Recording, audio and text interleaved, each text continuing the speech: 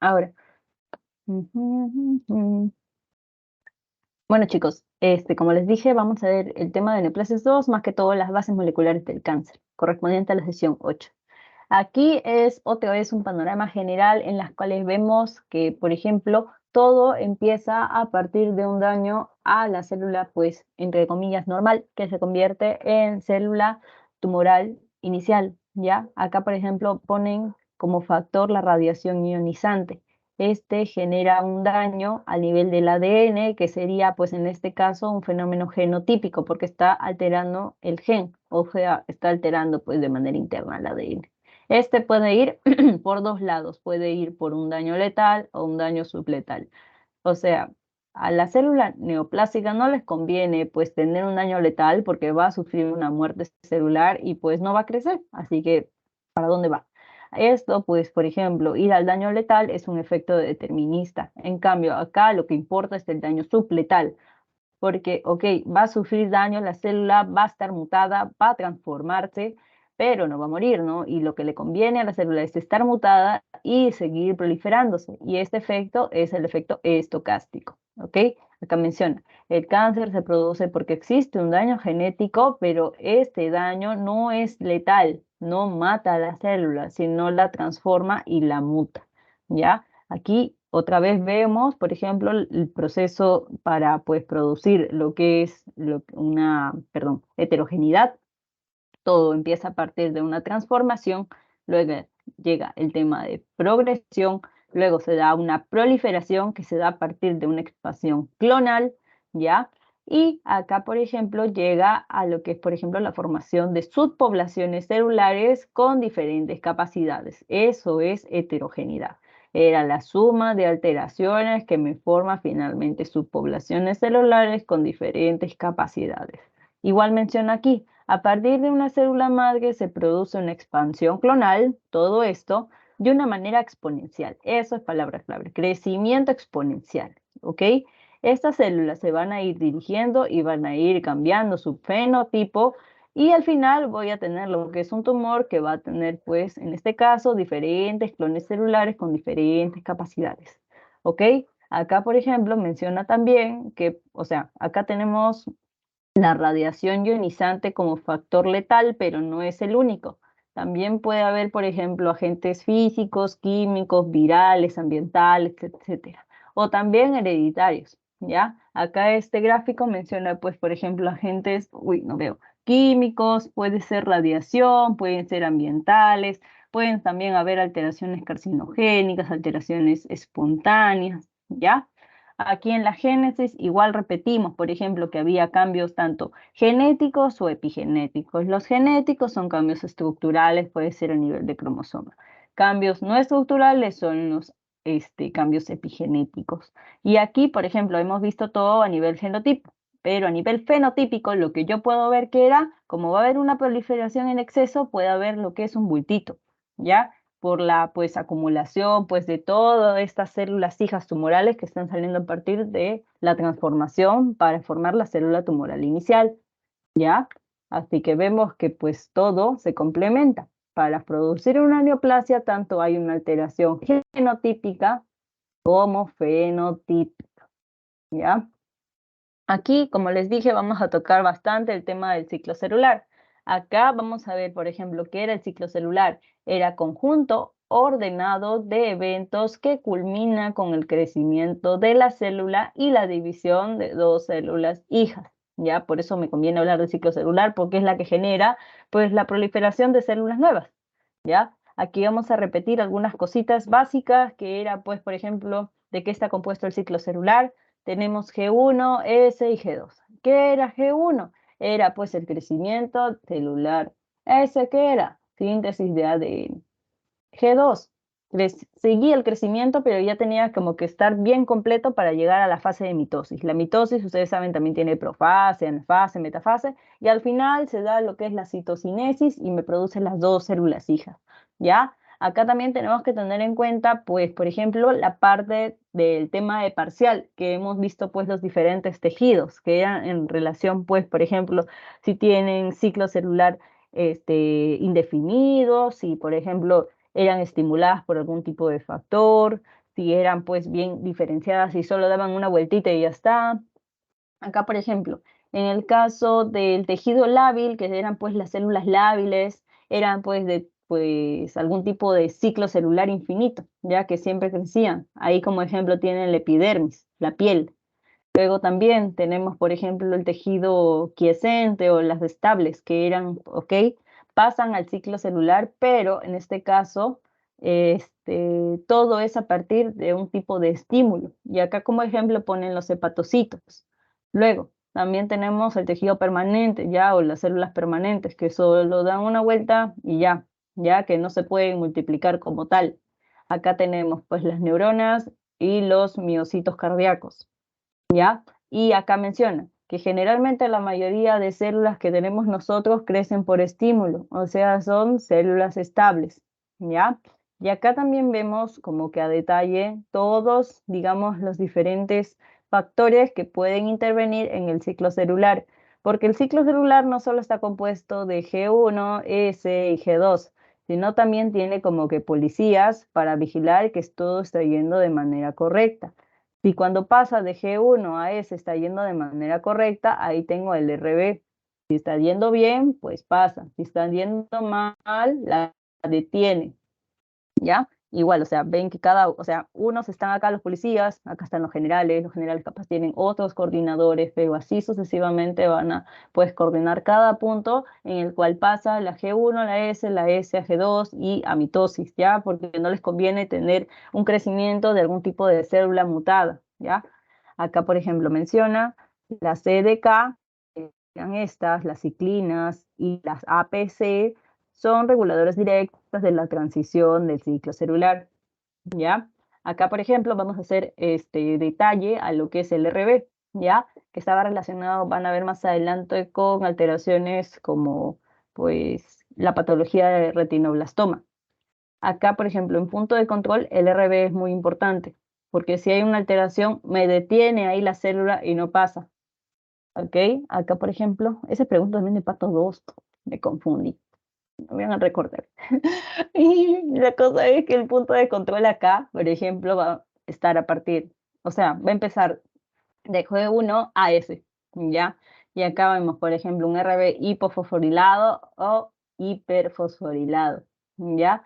Aquí para que actúe, si hay algún tipo de mutación a nivel pues, celular, tiene que estar hipofosforilado porque bloquea la transcripción para, ¿ya? Acá vemos, por ejemplo, cómo el RB se une al al E2F y, bueno, se da el bloqueo. En cambio, cuando el E2F se suelta del RB, que es el hiperfosforilado, sigue haciendo el ciclo celular. O sea, hay que tener en cuenta que el E2F, unido o no, me va a dar también la diferencia si avanza o no la célula. ¿Ya? Acuérdense eso.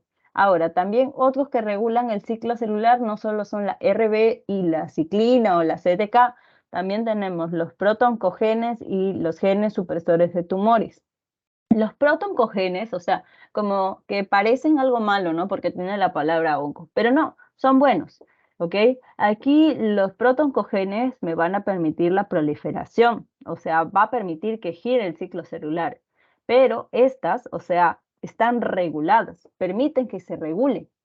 En cambio, si hay algún tipo de factor que altere los protoncogenes, sea algún tipo de factor externo, como es, por ejemplo, la radiación, este me cambia y se convierte en un oncogen.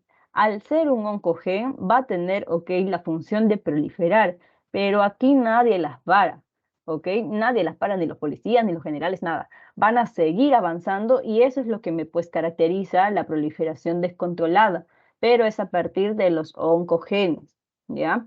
Ambos tienen la capacidad de proliferar, pero uno es controlada, una es descontrolada. Una es controlada, otra es descontrolada, perdón.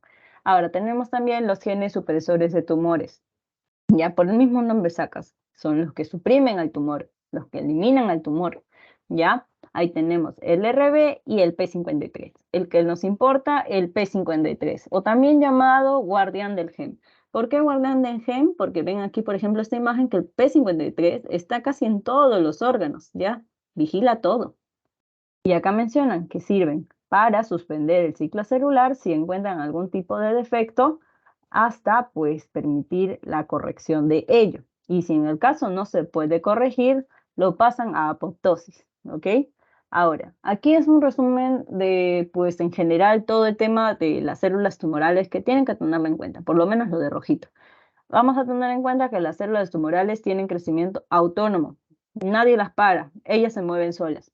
Luego, que las células son autosuficientes, que tienen la misma relación con el crecimiento autónomo, ¿ya? Luego también, que inhiben la proliferación, que tienen alteración de los genes que inhiben la proliferación celular. O sea, si hay alteración en los genes que deberían suprimir o regular la proliferación, estas van a estar alteradas porque no les conviene que paren la proliferación, les conviene más bien que aumente. También va a haber alteración, por ejemplo, en los mecanismos de, por ejemplo, el gen, el guardián del gen, el P53, ¿ya? Y con ello me van a alterar la apoptosis. Luego también el envejecimiento celular va a estar alterado, porque aquí, pues, por ejemplo, las células tumorales son conocidas como células inmortales, porque van a tener la enzima telomerasa y este telómero, que es el reloj biológico, nunca se va a cortar. Luego también la geogénesis que hemos dicho, nutrición, ¿ya? Necesitan sobrevivir estas células tumorales. Luego también, ¿qué hemos dicho? La célula tumoral puede llegar a metástasis. ¿Por qué? Porque rompe la membrana basal. Y por último, también mencionar que estas células, o sea, pueden tener genes que permitan la reparación del ADN, pero estos genes que reparan el ADN van a estar alterados, ¿ya? Porque les conviene. Así que sigamos. Vamos a hablar de los protoncogenes y vamos a ver que existen diferentes tipos. Ahí están señalados con numeritos, 1, 2, 3, 4. La primera, factor de crecimiento. La segunda, receptor de este factor de crecimiento. La tercera va a ser una proteína de traducción de señal, que es el RAS. Y por último, la que se encuentra a nivel del núcleo, va a ser una proteína MYC, ¿ya? Acá también tienen, por ejemplo, un grafiquito que resume los cuatro, ¿ya? Factor de crecimiento, receptor, proteínas de traducción, que generalmente es el RAS, y las proteínas del núcleo, que es el MYC. Acá también vamos a ver que pues los oncogenes, que hemos dicho que son a partir de los protoncogenes, se dan por modificaciones genéticas. La más clásica por mutación de translocación. Hay una sobreexpresión de protoncogenes o también por una secuencia no relacionada que se pues recombina y forman genes de fusión. ¿Ya? También pueden estar, por ejemplo, implicadas modificaciones como oncogenes virales, que puede ser a partir de hepatitis B, hepatitis C o virus del papiloma humano, ¿ya? O también alteraciones a nivel de los genes supresores, ¿ya? Acá, por ejemplo, vamos a ver también cómo a partir de protoncogenes pueden sufrir diferentes mecanismos de alteración y producir lo que son, pues, tumores, ¿ya? Acá, por ejemplo, tenemos el factor de crecimiento, por ejemplo, acá RAS, ¿ya? Que hemos dicho acá, el RAS, que está a nivel de la transmembrana, tiene mecanismo de alteración, mutación puntual y me permite pues visualizar o generar pues tumores a nivel del pulmón, del colon y del páncreas. Acá también, acá te ponen receptor RET, pero también hay varios receptores, entre ellos pues el ERB2 y siempre acuérdense, igual que BRCA1 y BRCA2 era cáncer de mama y ovario, el ERB2 siempre va a estar relacionado a mama, ya más que ovario, mama. Acuérdense eso. Así que acá también hay un PPT en las cuales ya pueden leerlo de manera detallada después, donde mencionan pues ejemplos de cada tipo de protoncogen alterado, ¿ya? Ahí está pues factor de crecimiento, receptores, proteínas de traducción, proteínas nucleares y reguladores del ciclo celular, ¿ya? Acá, por ejemplo, tenemos la primera pregunta. Menciona, el receptor del factor de crecimiento que se altera en el cáncer de mama es, justo le he hablado, chicos, a ver, ¿alguien tiene la respuesta? ERB2. ERB2, muy bien, ¿no? Acuérdense, ERB2 siempre para mamá. Ahora vamos a hablar de manera detallada los genes supresores de tumores, específicamente el P53 y creo que también vamos a hablar del RB, ¿ya? Aquí vamos a ver que los genes supresores de tumores son moléculas que regulan la transcripción celular y regulan también la traducción, ¿ya? Acá también tenemos un cuadrito en donde pues menciona diferentes genes supresores de tumores, ¿ya? Las de superficie, las que se encuentran a nivel del citoesqueleto, del citosol y las que se encuentran en el núcleo, que es la que nos importa. Por ejemplo, si hay alteración en el RB, me da, como hemos dicho, retinoblastoma. ¿ya? Y también puede haber alteraciones en el P53 que me dan pues osteosarcoma, pero no es tan común ya, porque el P53 es muy genérico, te puede dar diferentes alteraciones, pero el RB siempre te da retinoblastoma. ¿Y qué hemos dicho? Que el P53 es Superman, ya, porque es el guardián del gen. ¿Qué hace? Si ve algún tipo de mutación, detiene el ciclo celular hasta repararlo. Y si en el caso no se puede reparar, le mando apoptosis, ¿ya? Ahora, en el caso del RB, el retinoblastoma. Vamos a ver a detalle un poquito el retinoblastoma. El retinoblastoma vamos a ver que hay dos tipos, ¿ya? O dos presentaciones. Puede ser esporádico o familiar. ¿Les suenan esas palabras? Le hemos dicho, por ejemplo, en neoplasias 1, que la familiar era un poquito más como que espontáneo, o no, no espontáneo, sino es que se da en etapas más tempranas. En cambio, los esporádicos se dan en una etapa un poquito más, por ejemplo, adulta, joven. En cambio, pues la forma familiar se da en niños, ¿ya? Acá, por ejemplo, vamos a ver que el esporádico, pues, como menciona aquí, dan en mayores de edad, ¿ya? Y es una mutación adquirida en el desarrollo. Aquí vamos a ver que se forma pues el proceso de fecundación, no hay problema, o sea, van a ver que no tiene problema porque tienen el mismo color, ¿ya? Porque no hay mutación en los alelos, tan normal, normal, normal, normal, pero aquí recién, por ejemplo, cuando ya se forma, por ejemplo, las células somáticas para el recién nacido, específicamente ya formando células de la retina, van a ver que aquí hay una primera mutación, cambia de color, ¿ya? Pero como es una primera mutación, no se expresa aún, digamos, de manera fenotípica, porque solo ha dañado un palito. Le falta el otro palito para expresarlo, ¿ya? Así que imaginemos que sigue su vida normal y otra vez viene otra mutación. Así que esta sería la segunda mutación y afecta el otro palito, el otro alelo. Y ya teniendo los dos, pues ya se forma lo que es, por ejemplo, una alteración fenotípica, que es el retinoblastoma, que era un tumor maligno, ¿ya? Un tumor maligno en la retina. En cambio, aquí en la forma familiar es más que todo característica en personas de edad temprana, ¿ya? Aquí, por ejemplo, ya a partir de lo que son las alelos de los padres, ya hay una mutación, en cambio acá no. Aquí, por ejemplo, digamos que un padre ya tiene un alelo afectado, pero como solo es un alelo, no lo expresa, no lo sabe. De forma igual, lo que es el proceso de fecundación, ya salen lo que son las células somáticas del recién nacido, se, digamos, especializan en un tipo de célula que son las células de la retina y solamente le falta que el otro palito se afecte para ya presentar el cambio fenotípico, ¿ya? Aquí, por ejemplo, por eso, desde la primera mutación ya completa, digamos, la alteración en ambos alelos y se expresa, por eso se da en edad temprana aquí y acá en etapa joven o adulta, ¿ya? Aquí también, ya teniendo claro lo que es el retinoblastoma, vamos a hablar del tema de la función del gen, del guardián del gen, ¿ya? Hemos dicho, por ejemplo, que este produce apoptosis. Y vamos a recordar, pues, parcial, que el tema de apoptosis estaba relacionado a dos vías, ¿ya? Vía intrínseca, vía extrínseca. Vía intrínseca relacionado a lo que es, por ejemplo, los efectores de la familia VAX dos VAX-X y VAX-K que permiten la salida del citocromo. En cambio, la vía de los receptores de muerte, que es la extrínseca, más que todo es la interacción receptor-ligando con el FAS y el receptor TNF, ¿ya? Al final, pues, como es apoptosis, pues me forma cuerpos apoptóticos esperando, pues, que los fagocite. Acá también, por ejemplo, uy, creo que me salió. Acá también vemos cómo funciona pues el P53, acá de manera normal, acá de manera anormal. Acá, por ejemplo, si hay un daño del ADN, tendría que actuar el P53 y detener el ciclo celular. Detiene el ciclo celular, ¿ok? Con el P21, que es un policía que hemos visto que se vea de manera detallosa en el primer gráfico, creo, en el ciclo celular, este lo detiene hasta pues esperar que vengan pues los genes de reparadores del ADN y si se repara pues sigue el ciclo celular, ¿ya? Reparación exitosa. Igual, acá hay otro gen que permite pues la reparación exitosa.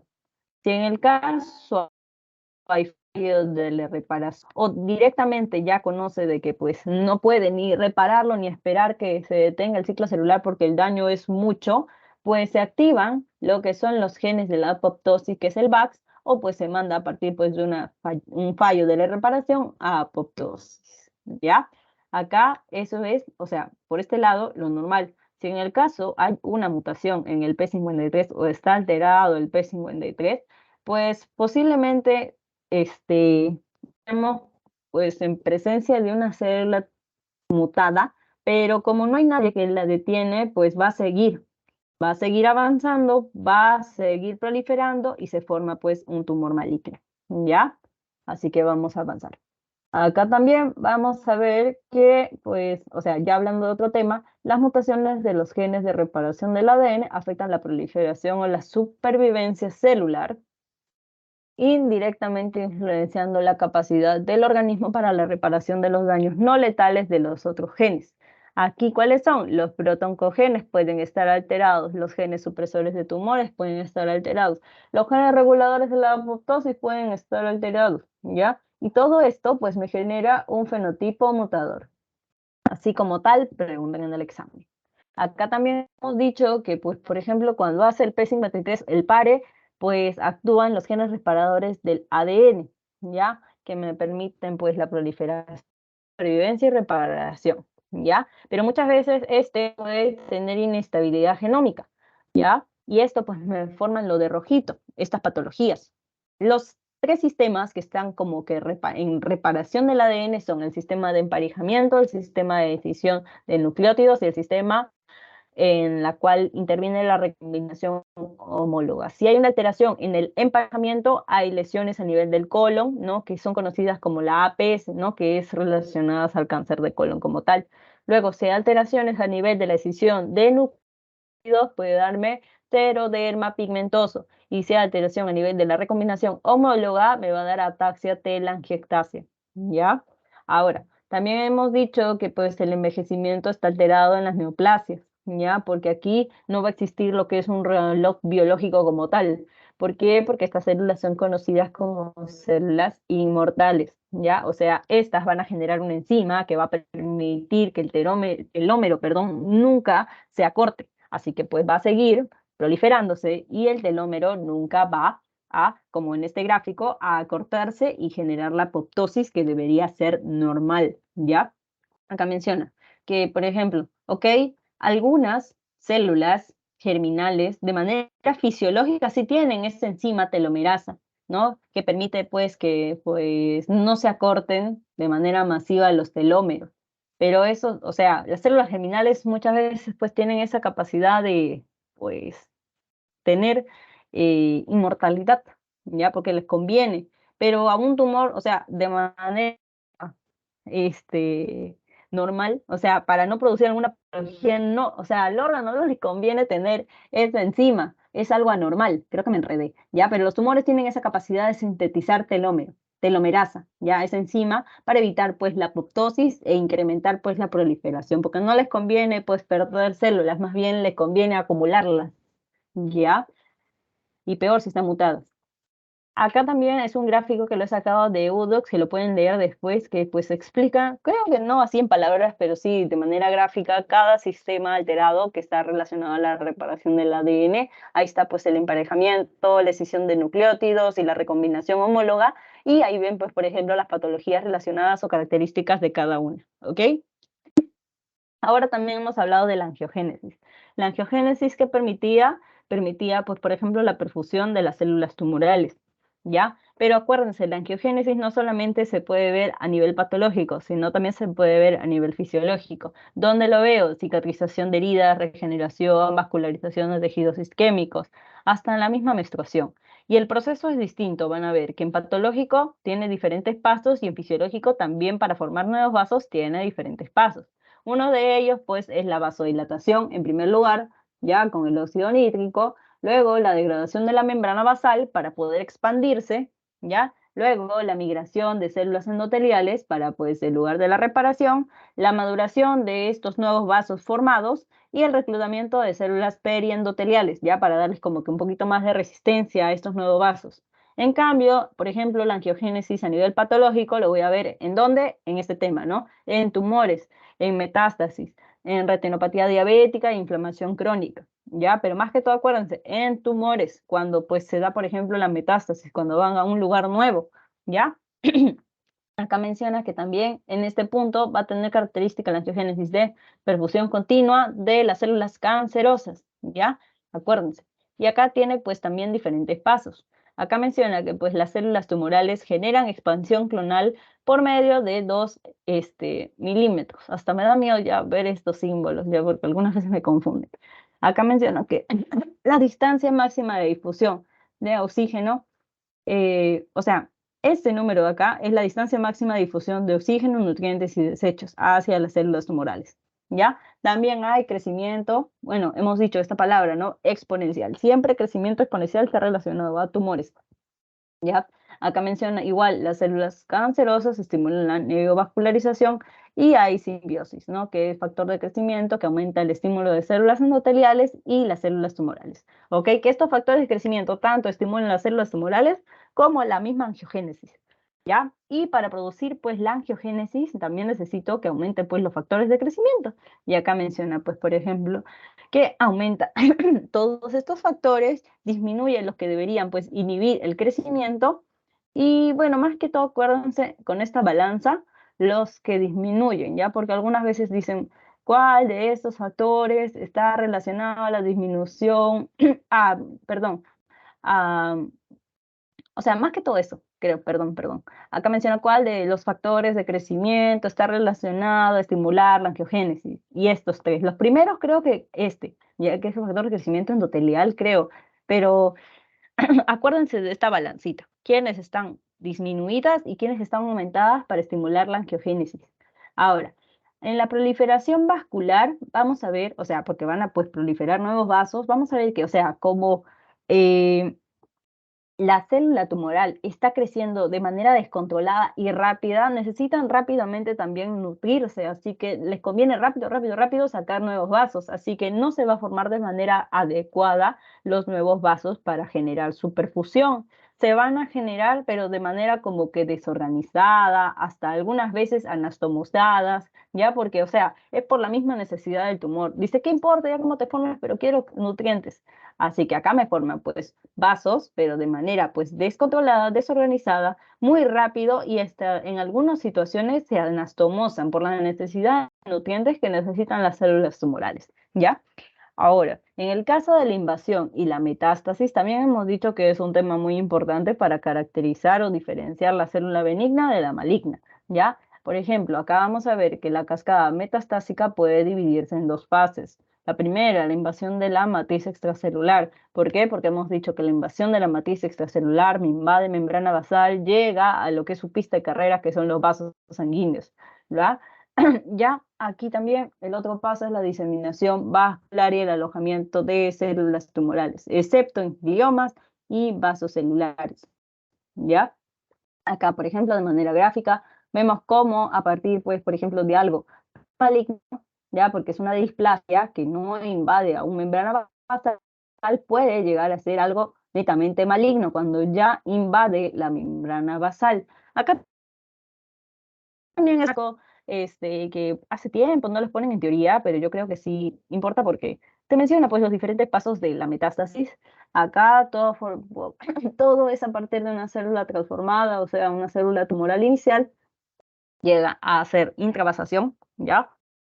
O sea, llega los vasos sanguíneos para su pista de carrera, tienen que esconderse en las plaquetas para que no les elimine el sistema inmunológico, llegan al órgano diana que quieren invadir, hacen la extravasación y forman su tumor. Ya es un tumor metastásico. Nada más. Ahora, en el caso del síndrome paraneoplásico, van a ver que son, en este caso, síndromes que muchas veces no están relacionados al, pues, órgano que, pues, se está afectando. O sea, por ejemplo, si se está dando lo que es posiblemente un carcinoma de pulmón, porque me está produciendo cortisol. Más que todo, o sea, si yo veo producción excesiva de cortisol, yo pensaría pues una alteración suprarrenal, ¿no? Una alteración renal, pero ¿por qué tumor? Es algo así, ¿no? Es un síndrome paraneoplásico que muchas veces pues genera confusión, ya que los síntomas están muchas veces alejados al origen como tal. Así que menciono, síntomas para el neoplásico son síntomas que no se pueden explicar por la propagación de un tumor o por la liberación de las hormonas propias de las células originales del tumor. 10% de pacientes que tienen cáncer lo tienen, ¿ya? Y generan confusión en el tratamiento. Acá, por ejemplo, muchas veces se puede producir síndrome de Cushing por aumento del ACTH, por el cortisol, pero están a partir de un carcinoma microcíclico pulmonar. Acá también la hipercalcemia está relacionada a pues, algún carcinoma de pulmón o de mama. También la policitemia está relacionada, por ejemplo, a carcinoma de células renales o hepatocarcinoma. También acá la acantosis nigrans, que es un trastorno de la piel, está relacionada a un carcinoma gástrico y así sucesivamente. Pero la idea general es que el síndrome paraneoplásico es un primer signo de la presencia de algún tipo de tumor, pero que no necesariamente explica que el tumor se originó en ese lugar, ¿ya? Son síntomas que aparecen en localizaciones alejadas de un tumor, ¿ya? Acuérdense eso. Y ahora finalmente vamos a ver el diagnóstico del cáncer en laboratorio, ya que esto también es importante, porque se puede diagnosticar por medio de muestra, por inmunohistoquímica, por citometría de flujo, por diagnóstico molecular, ¿ya? En el caso de método histológico y citológico, vamos a ver que pues se puede dar por la extracción de una muestra. La muestra debe ser adecuada, representativa y bien conservada. Acá hay 3 tipos: la decisión o biopsia, ¿ya? Acuérdense, cuando no se pueda realizar una incisión total, realizo la biopsia de la muestra, ¿ya? Y acá debo seleccionar una muestra pues con masa voluminosa y también un almacenamiento adecuado. Luego también la aspiración con aguja. Generalmente lo hago, por ejemplo, cuando hay lesiones palpables, como es la mama, puede ser en tiroides o ganglios linfáticos. Luego también la extensión de citología, que es para diagnóstico generalmente de cuello uterino, ¿ya? Ahora, en el caso de la inmunohistoquímica, vamos a ver anticuerpos, ¿ya? Esto usa anticuerpos que me permiten clasificar tumores malignos indiferenciados, ¿ya? Que muchas veces de manera histológica con el microscopio no se pueden identificar, así que utilizo anticuerpos, ¿ya? Acá, por ejemplo, menciona, perdón, por ejemplo, alteraciones a nivel del CD20 me permite ver tumores de linfocitos B, alteraciones en la citoqueratina, origen epitelial a un carcinoma y desmina a alteraciones a nivel de las células musculares.